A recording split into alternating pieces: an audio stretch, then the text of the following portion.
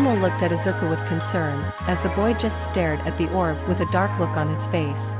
The silence in the room was suffocating, and Momo was left wondering what exactly the situation was about. However, after a couple of minutes, Izuku lifted his head and looked at her. "I'm going to take a few grim and step out, make sure that no one follows me." You haven't fully recovered, is that really a smart thing to do?" Momo asked him. "I'll be fine," Izuku said. His voice was devoid of any emotion, but his eyes showed an anger and mistrust that she had never seen before. "Don't tell anyone where I went. Especially Eri. Whatever this was about. It was very serious business." "Oh okay," Momo said. Izuku turned back to the seer and spoke to Tsuma. "Wait there, I'll come to you. XXXXXXXXXX." Tsuma wasn't sure how much longer she could hold her nerve steady. Being stared at by the beady red eyes of these things was intimidating even if she was fairly certain they wouldn't hurt her. And those weird clicking noises that orb was making certainly didn't help matters. But she'd have to endure it. Otherwise, her whole trip here would be for nothing. After a few minutes, the circle of Grim opened up, and Izuku walked towards her, with two bearing elves at his sides. One of them carried a round wooden table and the other one carried two chairs. The glare Izuku leveled at her was fierce, but Tsuma didn't flinch. She had expected as much. "Place the table down between us, and the chairs on either side," Izuku ordered.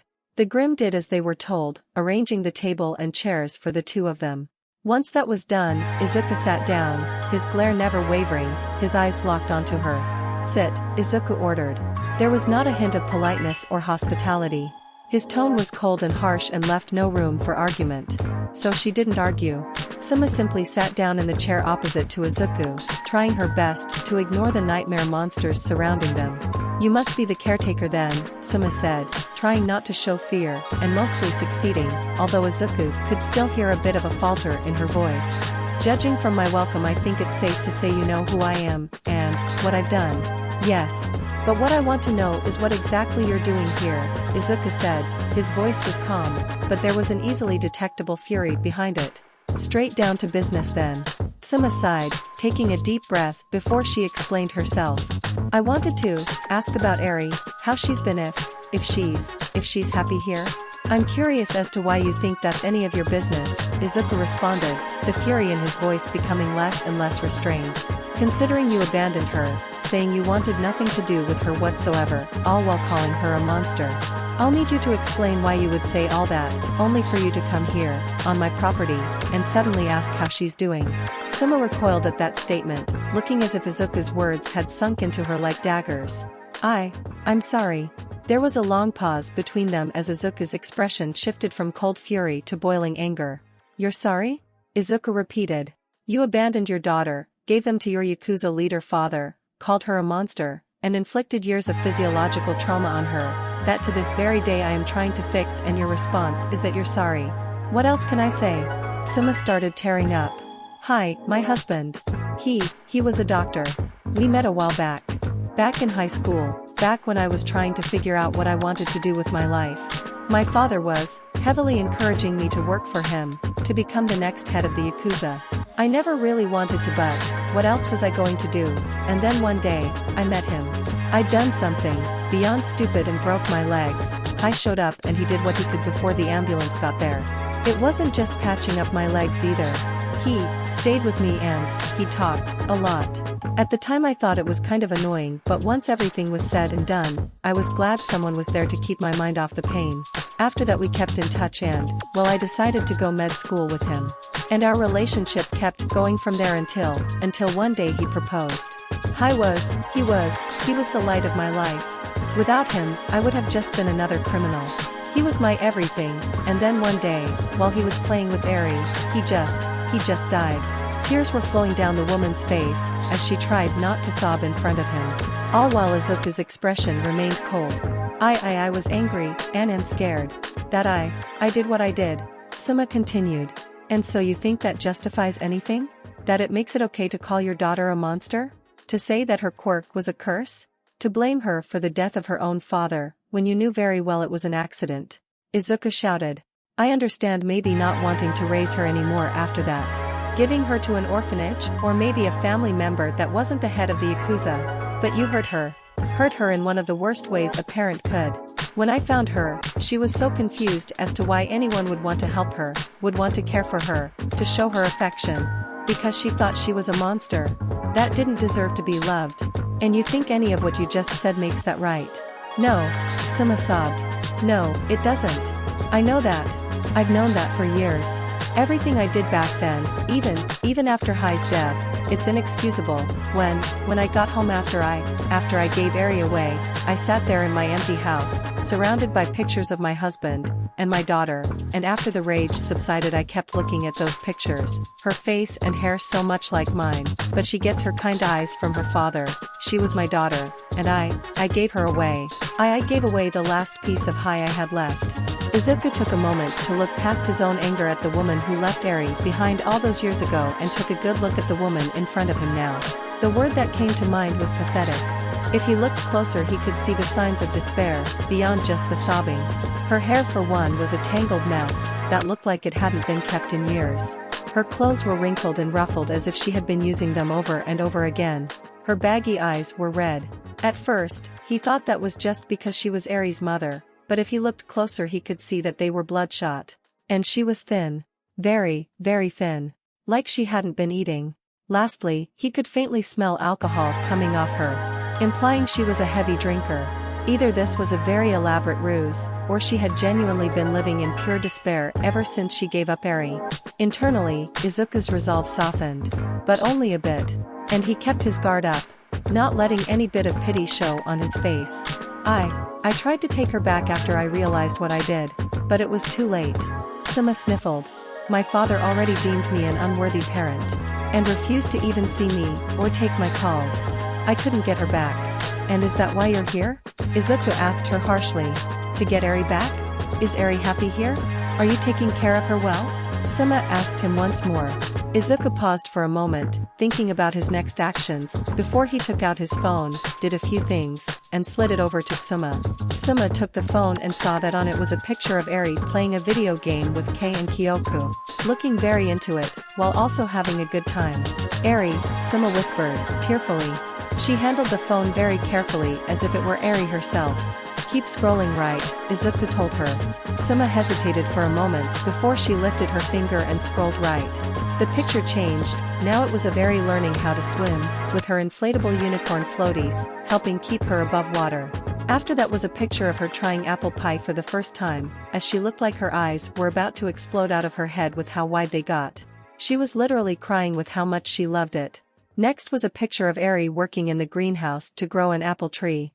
Sima kept flipping through the photos of Eri. Dozens, and dozens of photos, of Eri being active, playing with friends, trying new things, enjoying her life.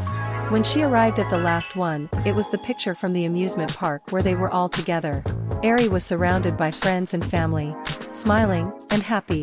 Sima was sobbing quietly while she took in everything she just saw, and emotions bubbled up and exploded inside of her. Joy that her daughter was living happily. Envy at the fact that she had a part in none of that. Angry knowing that it was all her fault that she didn't get these moments with Eri. And despair, knowing she never would. After a few minutes of crying, Sima, very slowly, put the phone down and slid it back over to Izuku. Well at least Sima had to take a moment to compose herself after that, before putting on an extremely forced smile. At least she's happy now. I'm doing the best I can, Izuku said, for the first time in the conversation, not sounding so angry. There's still a lot of trauma left over from what Overhaul did to Dash. Overhaul? Sima asked. Izuku froze, as he realized that he accidentally said something he didn't want to say. Overhaul, that's the Kai choice, right? Sima said. Kai took over the Yakuza after my father fell sick. Are you saying he did something to her? Izuku held his breath, as he tried to figure out what to say. Yes. I'll be honest with you. Yes, he did. But, you don't want to know. What do you mean I don't want to know? Sima asked sharply, for the first time actually looking a bit angry. What did he do to my daughter? I'm not telling you for your own protection. Izuku snapped. You were the one who gave your daughter to the crime lord in the first place. Family or not, you should know it's not safe.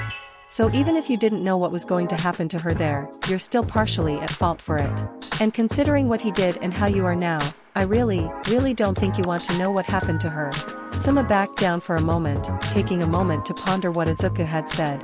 After taking a few minutes to think, she looked back at Izuku, with a determined look that Izuku did not like.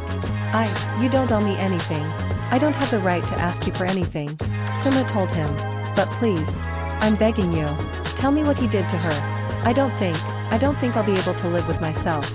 I'm just wondering about it in the back of my mind for the rest of my life. Please.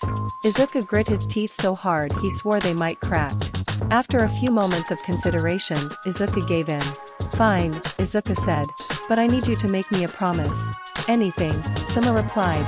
Don't kill yourself, Izuku told her, his voice deadly serious. What?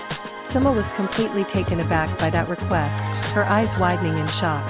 Why would I? Oh God, is it really that bad? I'm not going to sugarcoat this. Yes. It is that bad. Izuku empathized. If I'm going to tell you what Kaichisaki did to Eri, then I need to know that I'm not about to commit a murder. Do you really want to know what happened? At this point. I need to, Suma said solemnly. And, I promise. I won't kill myself. The two stared at each other for a while, before Izuku sighed. Alright. Prepare yourself, this isn't going to be easy. XXXXXXXXXXXX.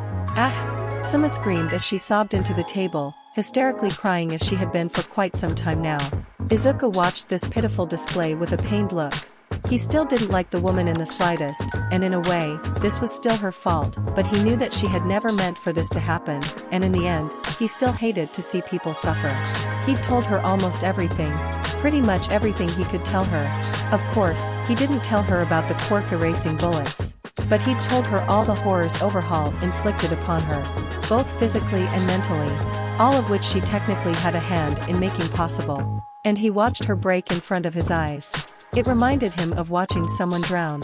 You just looked at them suffer, as the color faded from their face, and light left their eyes. Eventually, it dissolved into sobbing, and by the end of the story she ended up like this. And so now he just sat there and watching for minutes on end as the woman sobbed uncontrollably. It took almost an hour for her to calm down, as she seemingly ran out of tears, and now was left with saddened, regretful eyes. A pitiful sight. I'm a monster. Eri, oh God Eri. Suma buried her head into the table. I'm so sorry. I'm so sorry. It was then Izuku wondered exactly what he should say here. Because honestly at this point the woman was looking so pathetic that Izuku pitied her more than he hated her. He still obviously resented her, but the edge of his anger had been dulled. But how should he handle this? He couldn't just wave it off saying that it was okay or you didn't know, it wasn't your fault. Because it wasn't okay, and it was about a quarter her fault. Should he say she should try to make up for it? That seemed like the better answer, and it would give her a reason to not end her own life when this was over.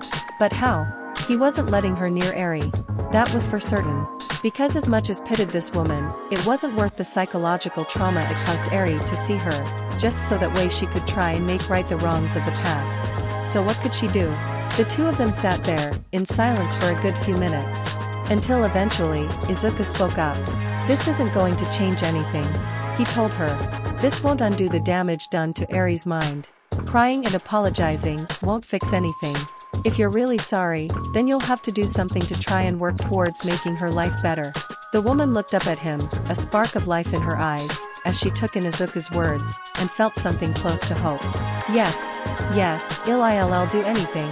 I own a hospital, it was my husband's before he died. I have lots of money that I've just been sitting on. I have resources. I can pay for Eri's expenses. Or anything. I have people who owe me favors. Anything you need. The woman said desperately like she was begging for her life. Izuku took a deep breath once more, as he prepared himself for the rest of this conversation. Okay. If we're going to do this then let's establish some rules. Firstly, you can't come around here or have direct contact with Eri. I'm sure you can understand why seeing you again wouldn't be healthy for her right now. Suma winced and bowed her head. I understand. Good. Second, you will be paying for Eri's monthly expenses. This includes food, shelter, education, therapy, and the likes. I'll be sending an extensive contract your way in the next few days, listing the details. Izuku told her. Third, you're going to seek help. I know where this kind of depression can lead, and just looking at you tells me if I don't intervene you'll be dead before the end of the year, promise be damned.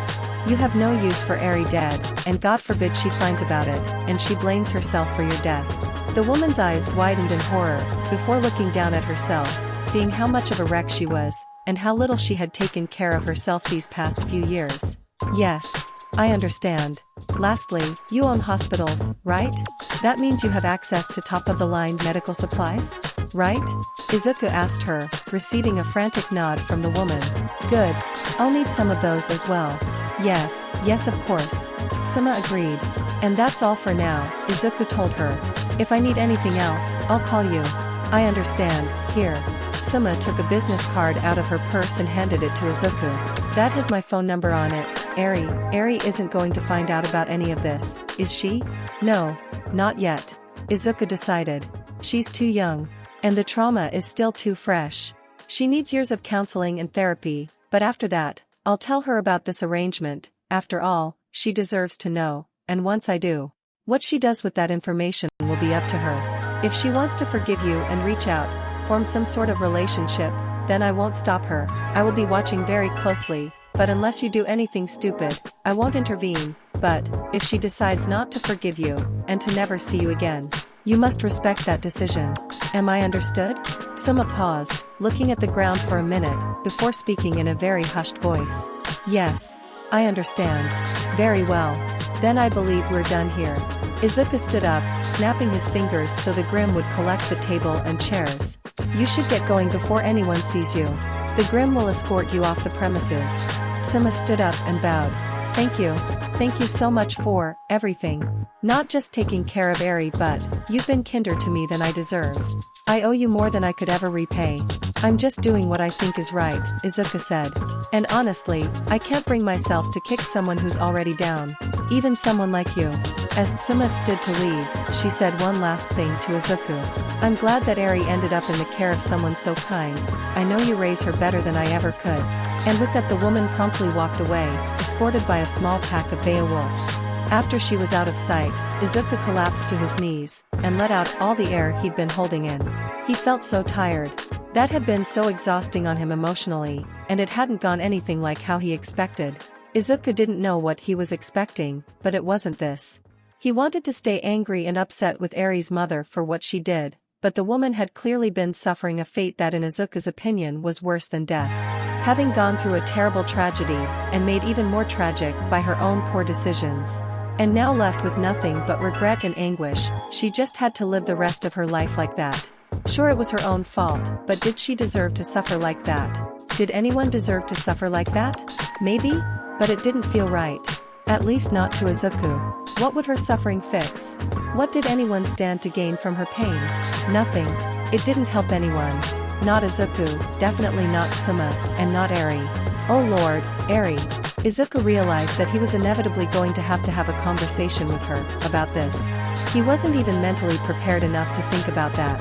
Izuku recalled his earlier words. That if Eri wanted to build a relationship with her of some sort, then he would let her. And he felt tightening in his chest. He didn't want to tell her. He didn't want to let her see that woman ever again. But Eri deserved to know. And she deserved to have a choice. As Izuku pulled himself to his feet, he looked up from the ground.